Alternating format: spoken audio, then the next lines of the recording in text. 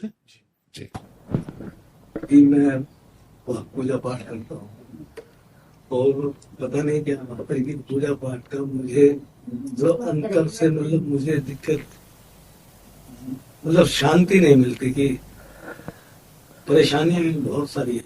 हम आपको अंतिम बात बताएं हृदय की, कहीं ना कहीं हमसे मन का मलिन होने वाला कोई ना कोई आचरण हुए हैं जो हमको जला रहे हैं। अब उसमें आग लगानी पड़ेगी। वो केवल पूजा अगरबत्ती से नहीं नष्ट होगा। अगर आप नाम जब शुरू कर दें तो फिर आप अगली बार जब कभी कृपा करके आए तो हमें बताना।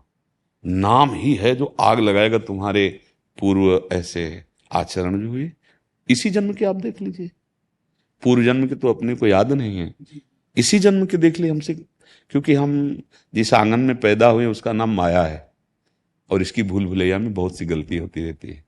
पर बीज अगर हम बबूल का बोएंगे तो दाग छुहारा उसमें नहीं मिलेगा।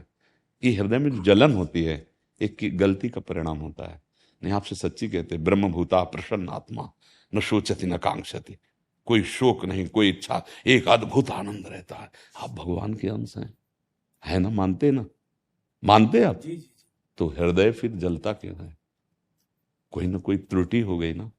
उस त्रुटि को मिटाने के लिए आप जानते हैं, नाम जप करो। एक नाम, भगवान का नाम बहुत मंगलमय।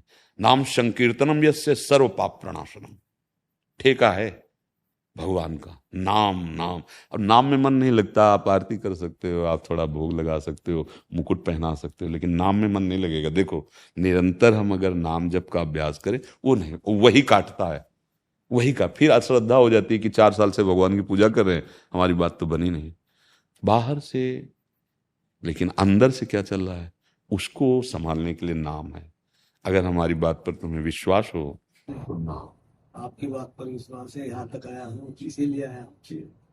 देखो, रोग निवृत्ति के लिए फिर जैसे सर में दर्द हो तो पागलपन चढ़ता है, दवा मिले सर दर्द दूध हो। अगर सच्ची आपको हृदय में जलन हो रही तो भागो, हृदय से भागो हरि शरण में और उनका नाम पुकारो। फिर कोई प्रश्न नहीं आएगा, आप देख लेना। हमारे पापा बहुत पूजा पाठी हैं, वो उन्होंने के लिए वो गुरु धारण किए हुए थे, तो हमने गुरु धारण नहीं किया आज तक और हम उन्हीं को ही पूछते हैं कि देखो, केवल नाम जपने की हम आज्ञा कर रहे हैं तुम्हें। तुम गुरु किसी को मानो, पूजा किसी, हमने तो इस विषय में नहीं वार्ता की ना।